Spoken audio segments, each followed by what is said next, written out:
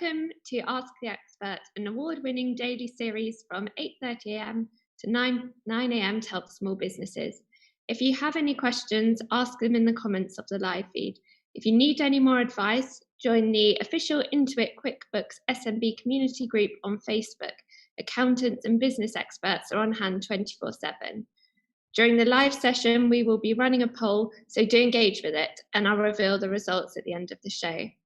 I'm Victoria Sheppard, and I'm co-founder of Queens of Mayfair and consultant to various luxury hospitality businesses. My core business, which is Queens of Mayfair, was founded during the pandemic in August 2020. We were due to open in March 2020.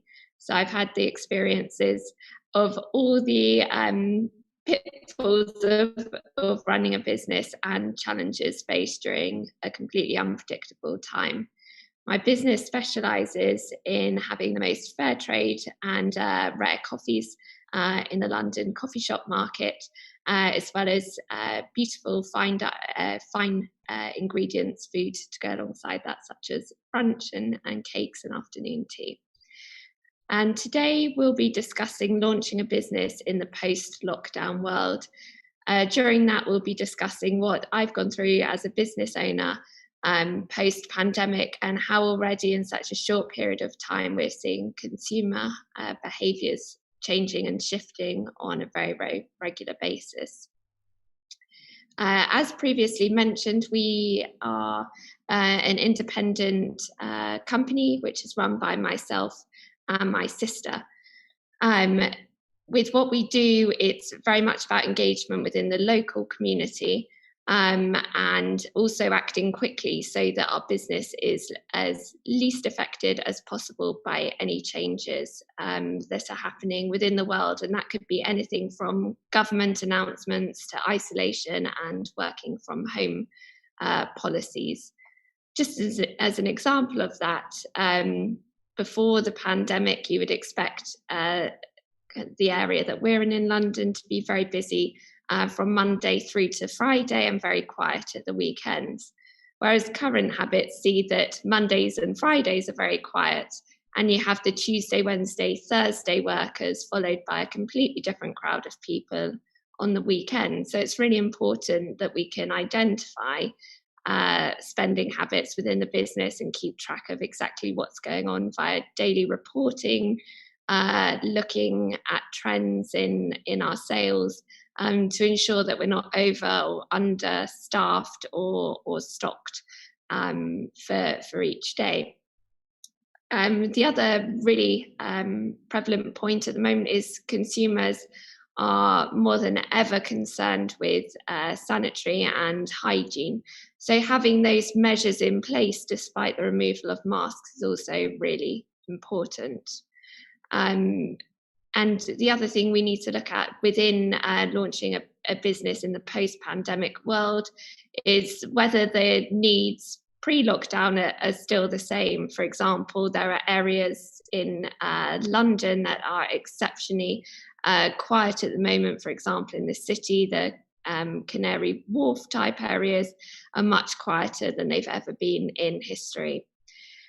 The other thing we need to look at is how to retain customers, because by majority there are far fewer around if you're looking for footfall, and as more people are now working from home. So when you do manage to retain, when you manage to acquire customers, how you can keep hold of them, and that's through building incentives, looking at loyalty offers, and actually engaging with them to find out what they want, and whether you're providing everything you can to maximize your revenues, but also to keep the touch points going with the consumers.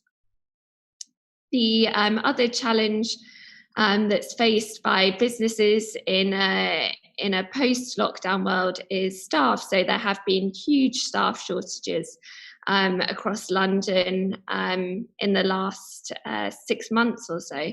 So since places started reopening, people are really struggling to recruit, and that includes me across my hospitality businesses. And the majority kind of reason for this seems to be Brexit. So we relied heavily as an industry, and that's across kind of lots of industries actually in central London, from retail to hospitality, even drivers. So there's a shortage of Uber drivers as they've returned to their home countries, where it's actually much cheaper to kind of run a life and pay rent than it is living in central London with not many incomings. So something that is so important in a post-lockdown world is how we actually retain our staff, and what you're doing to kind of keep your staff happy. That's something that we actually discuss at Queens of Mayfair with our team on a very regular basis, and we've implemented things such as a 4 working day week instead of 5 days. So that saves our employees a day a week of commuting, and it means that they've got 3 full days a week off, which they absolutely love. So it actually saves them time within their week, and gives them more rest and relaxation, and just ensuring that they're well fed and that they have social opportunities whilst working for us as well. Because there are so many jobs readily available, you really don't want to upset your staff in any way.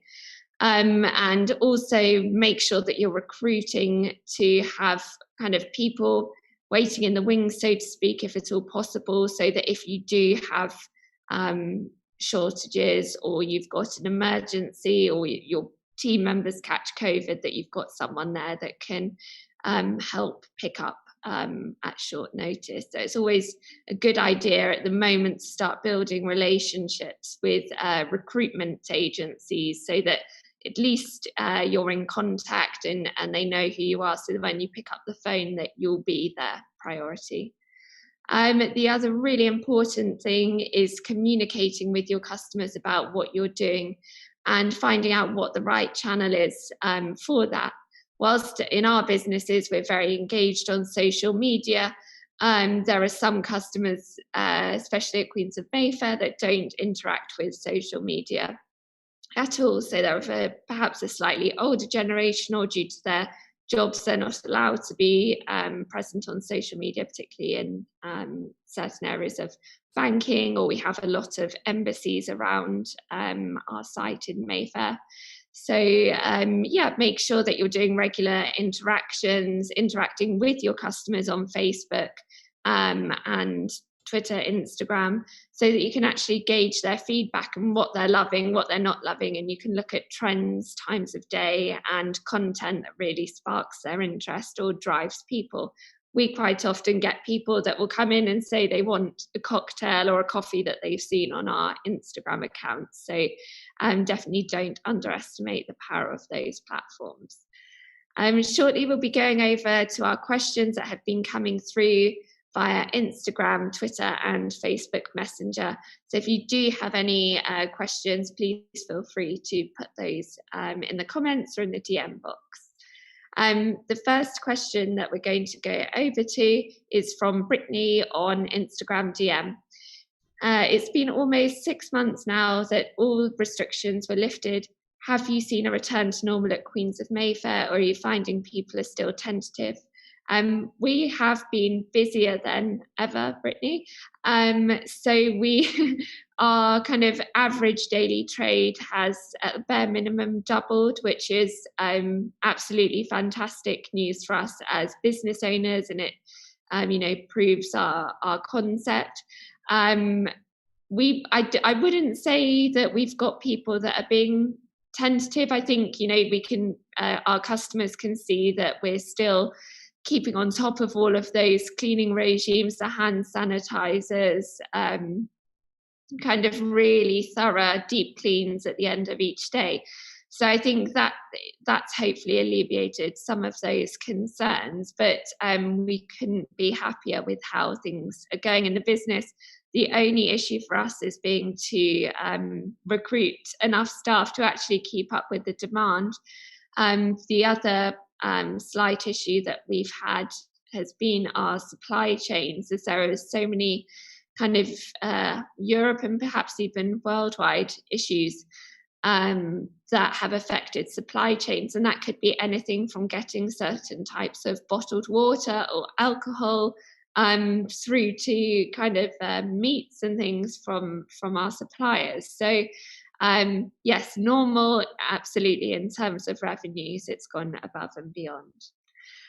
Rita on Twitter DM, what's the hardest part of launching a new business whilst in the middle and coming out of the pandemic? The hardest part's definitely the uncertainty, as we really have no idea what's around the corner.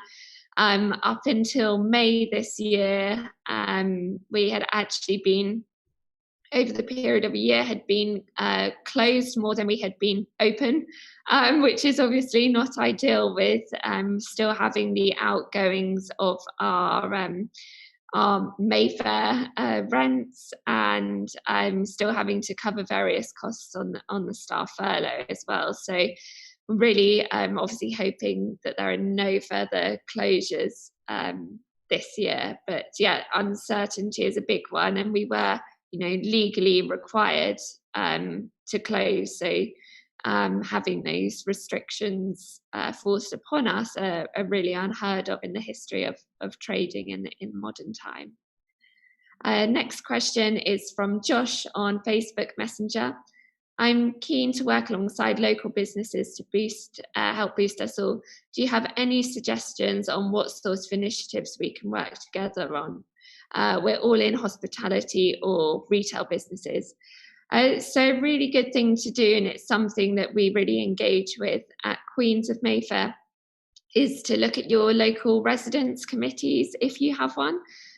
So for us, there's the Mayfair and St James's Residents Association. They hold events, they hold meetings and lunches with not only residents, but business owners in the area. So you can actually interact with other companies that work nearby, and there could be something that, could your retail business support a hospitality business, or could the group of PAs within that network perhaps host an event in your retail store, or is there something that the residents are telling you that they're missing out on? So the best way to actually get all of those people in one room is to kind of utilize those networks. If there isn't one, perhaps looking into starting one, as they're always appreciated, and quite often you kind of pay a very nominal annual subscription for those. The other thing perhaps is even to gather people's details by either just actually walking in and introducing yourself, or setting up an Instagram group or account specifically to connect with those people, and then setting regular diary initiatives so that you can get together. Sam on Instagram DM, when it comes to promoting your products or services, what are the key differences that set normal goods apart from luxury or premium goods? Well, first of all, you've got to know that what you're offering is luxury and premium, and the way that you can kind of decide that is, have you got great materials? So is it a desirable product made of high quality materials? Is it readily accessible? Is it of a high or premium price point? With regards, or being a low price point. Just as an example, have you got a candle that's from a budget shop or a supermarket that costs £2 or £3, or are you going to a Jo Malone boutique? So it'll be very different in terms of the kind of presentation, the branding, down to the actual scents and things, the ingredients that go into that product. So I think that's really where you determine what type of product you have. And then in terms of promoting them, you've really got to make sure that your images and your content and your social media reflect the fact that your goods are premium and luxury. And that could be the way they're photographed, the tone of voice, but really conveying that they are part of a luxury environment, and aligning yourself with potential influencers or people that can really push your product in that direction. I hope that helps. The next question is from Alicia on Facebook Messenger. We've had a real decline in footfall from tourists compared to other summers, and they've always accounted for a large chunk of our income. Any advice on how we can appeal to more local shoppers? I don't know what your product is, Alicia, but I would definitely recommend trying to engage with local shoppers through perhaps local Facebook groups, if you have any. So if you just search the area that you're in on Facebook, quite often you'll find could be mums groups in that area, it could be local community groups, and just advertise what you're doing and put it out there and make sure that you've got products that are suitable to them as well. And just see if there's anything you can get involved in, whether that's, a Christmas light turning on, whether you can offer drinks or food as part of those kind of festivals. But also to work with, if you're a retail business, it sounds like you are, maybe working with other businesses in your area to kind of do something as a group to drive people. And also do speak to your local hotels and maybe any Airbnb managers locally, just to see if there are, any tourists coming in that you can grab hold of and really work with them. So it could be something as simple as offering maybe a discount voucher that you put into those hotel rooms. So that hopefully could drive some business for you. Next question is from Bridget on Instagram DM. What sort of COVID safety processes are in place for your staff and customers? Were you hit by staff shortages during the pandemic and hope to avoid that in the future? So we have masks available for our customers, and we actually wrap them in a really nice Queen's tissue. So people actually end up Instagramming our masks, which are just kind of the ordinary blue medical masks that we've wrapped up. So they're available as soon as you walk in, as are hand sanitizers, and we've got various hand sanitizer stations across the store. We also make sure that staff are clean every single table and the floor as soon as we have people in and out, and there's sanitization across the business kind of all day regularly, and the same thing applies for the staff, that they're encouraged to sanitize as often as possible, and also to keep their distance if they want to wear a mask, and we kind of advise them to. If you want to wear a mask, please do. Obviously there's no legal requirement to do that now, but it is just an extra layer of protection for everyone. In terms of the pandemic, yes, we were absolutely hit by staff shortages, even very recently. And it has a huge impact because there's no way of planning for it at all. So at the moment, or previously, we've been relying on the goodwill of our staff to kind of really help out, to maybe cover an extra shift or two to stand in for their colleagues. But it really is quite awful, as people often being pinged and told to stay at home don't actually have anything wrong with them. They're not unwell or they're not suffering from COVID, but they are obviously not able to come in to work due to the safety of everyone else. But if there are bits and pieces that they can do from home, for example, for us, it could have been that they're taking hold of the reservation inbox, and then at least that alleviates a little bit of pressure from the rest of the team. Next question is from Luke on Twitter DM. What deals and offers have you tried out that were particularly successful? So one thing we do at the moment, where we're only doing one late night a week, is we kind of leave other evenings free for private hire and events, although we may open later on other days during the periods towards Christmas. But we do kind of a happy hour every Thursday, so that's gained quite a bit of momentum, where we do 50% off cocktails, and it's kind of like a thank you to the local workers and people that support the business throughout the week, that they can come and enjoy very, very well priced cocktails until around 9 or 10 p.m. on a Thursday night. So that works out really well. We have our loyalty scheme with our coffee through the Embargo app, and when people, I think it's buy 6 coffees, they get 1 complimentary.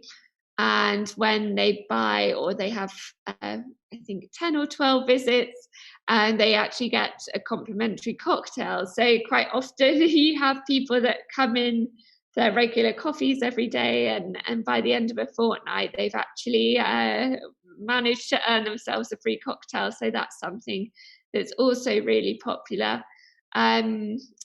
We also do bottomless brunch at the weekend. So that's kind of alongside a set brunch menu, where people have sharing platters of fruit and pastries and things, followed by a main course, and then bottomless brunch. So that seems to be definitely a winner at the weekends. So I'd absolutely recommend trying any of those. And even maybe after 10:30 a.m., when we've had our morning rush, we introduce a coffee and a pastry for £5. So it's discounted on our normal price. And again, that just ensures that there's no wastage at the end of the day. So there is some strategy behind the offers that we do sometimes.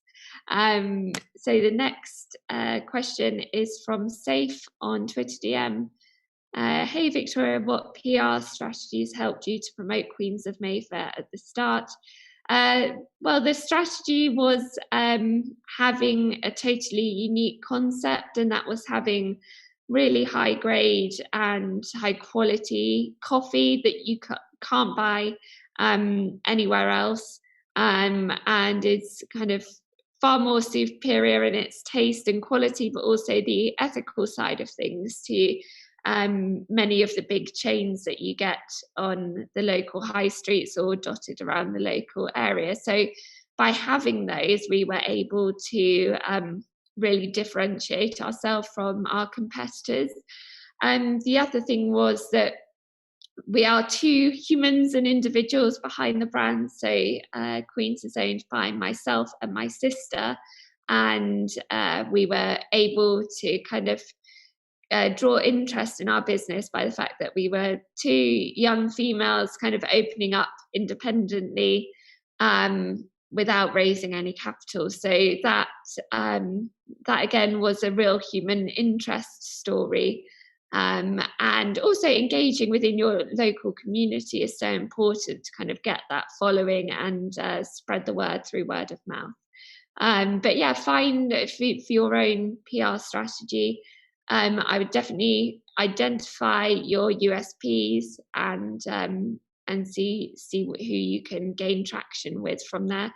Definitely develop relationships with journalists where possible, so identify publications that could potentially help you.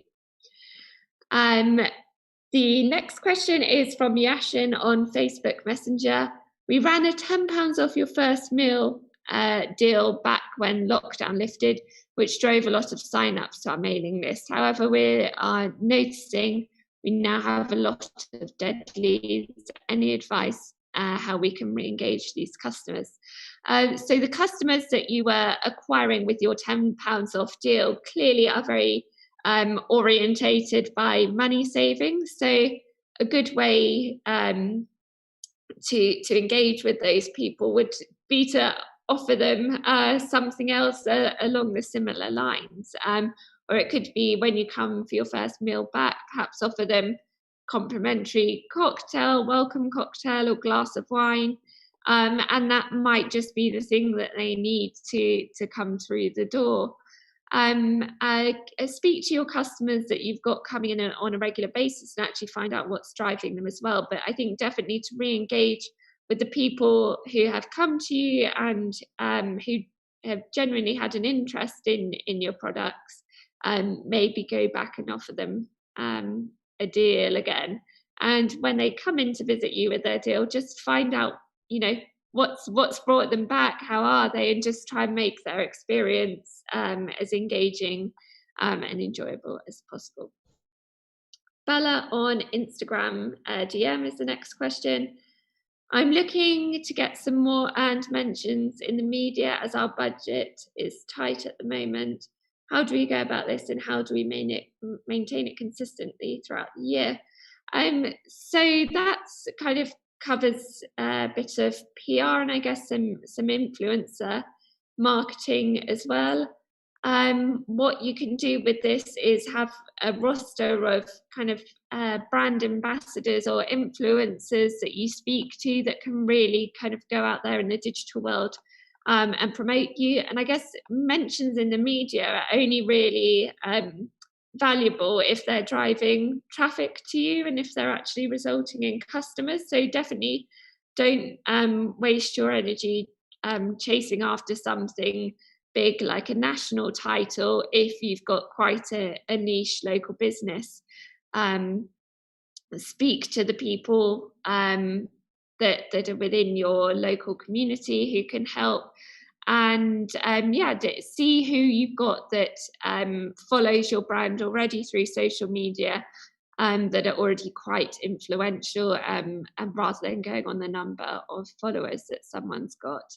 But this could be done through also identifying people that you really want to be representing your company, and just, I don't know if it's a hospitality or retail type business that you've got, but maybe gifting them something, whether that's an item of clothing or a meal, and obtaining PR through that way could be another method where you don't actually have to part with any cash. Final question now is from Callum on Facebook Messenger. Morning, Victoria. The hospitality industry has been worst affected by the pandemic. Do you think it will already is recovering? And what does rebuilding the sector look like? So I do believe that it's already recovering. It definitely is for us. And the key thing that drove our recovery was at the beginning of September, when children went back to school and when more local offices were reopening. We do hear that in January or early next year there will be additional office reopenings for lots of business as well. So I think hopefully that will change things. Just being in central London on any weeknight at the moment, or definitely kind of in prime central London, it's really, really busy. And during the pandemic, we never had kind of the long queues that we've got at the moment. And as I said, our revenue is kind of showing the fruits of our hard work that we've put in. So there definitely is recovery. I think there are still places that aren't recovering, and that could be affected by staff shortages and supply chain issues, and the fact that some spaces are so big it's really hard to kind of staff and fill and prepare those. So yeah, I think things are definitely looking positive, and I can see that across many businesses in central London at the moment, which is really, really positive, and lots of new openings on the horizon. So finally, now we're going across to the poll results, and we asked you what was the hardest part of launching your business. 80% of you said capital and 20% of you said recruitment. So yeah, again, capital is totally unpredictable, especially with it. Well, it's unpredictable to forecast in terms of the pandemic, because again, we didn't know when we'd be opening and closing on a regular basis. So I do fully agree with that. I think once there is some normality in the world again, it'll be much easier to forecast and plan for business openings. But yeah, you do need to kind of plan for the unexpected, and make sure you have a contingency budget in place. So thank you all for tuning in this morning. If you want to get in contact with me, you can send me a DM through LinkedIn. I'm Victoria Sheppard, and do also check out Queens of Mayfair on Instagram. Coming up on Ask the Expert tomorrow is Johan Gori, Managing Director of On Point Accounting Group. Tune in to get advice on accounting and the latest features and tools that will make your bookkeeping easier. A reminder that if you need more advice, join the official Intuit QuickBooks SMB community group on Facebook. Accountants and business experts are on hand 24/7. I've really enjoyed answering your questions this morning, and have a great day.